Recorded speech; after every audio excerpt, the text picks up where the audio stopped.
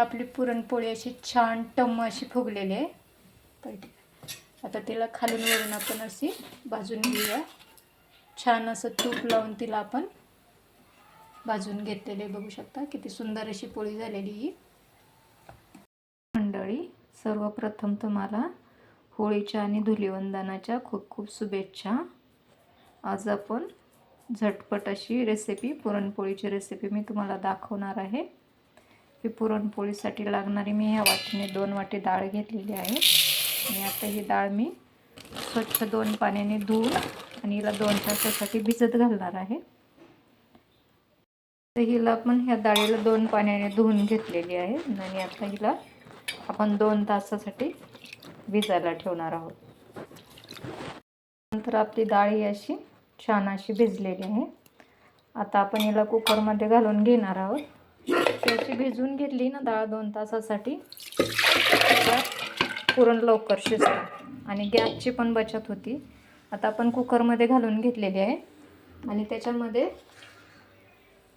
एक अर्धा चमचा मीठ घालून घेणार आहोत आणि 1 चिमूटभर हळद घालून घेणार आहोत आणि याचं झाकण बंद करून आपण याला 2 शिट्ट्या काढून घेणार आहोत. ते तोपर्यंत आपण ही कणिक मळून ठेवूया.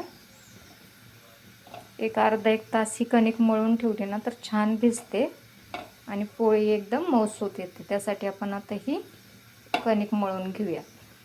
एक स्वच्छ चाळून याच्यामध्ये मीठ घालून आता याच्यामध्ये थोडं थोडं पाणी घालून आपण याला सॉफ्ट असा गोळा याचा करून घेणार आहोत. आता एका शिट्टीमध्येच आपली ही डाळ शिजून पूर्ण अशी तयार झालेली बघू शकता. एका शिट्टीमध्ये आपली डाळ शिजलेली. हे 2 तास भिजवण्याचा हाच फायदा आहे आपल्याला. गॅस पण कमी लागतो आपला आणि शिजायला पण पटकन शिजते एका शिट्टीमध्ये. बघा, हाताने सुद्धा पुरण होतं हिचं. बघा, एवढी अशी बारीक शिजली. येळवणी काढून झालेलं आहे हे. आता आपण याचं हे पाणी आपण आमटीला वापरणार आहोत.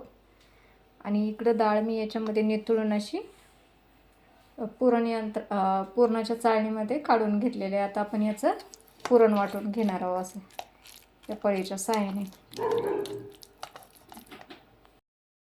अशा पद्धतीने हे चमच्याच्या साहाय्याने हे आपलं सगळं पुरण बारीक करून झालेलं आहे. आपली डाळ छान शिजलेली, त्यामुळे 2 मिनिटामध्येच आपलं हे पुरण छान असं बारीक करून झालेलं आहे.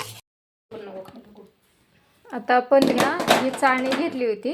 ह्या चाळणीच्या साहाय्याने आपण हे सगळं पुरण बारीक करून घेतलेलं आहे. आता याच्यामध्ये आपण गूळ घालून शिजवून घेणार आहोत.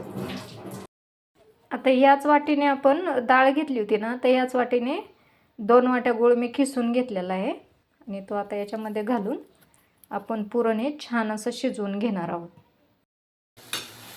गॅस ऑन करून घेतलेला आहे आणि गॅसवर कढईमध्ये आपण आता हे पुरण छान असं शिजवून घेणार आहोत. असं चांगलं कोरडं होतं पण याला आपण शिजवून घेणार आहोत. असं एकसारखं याला मिक्स करत राहायचं, म्हणजे आपलं पुरण खाली हे लागत नाही.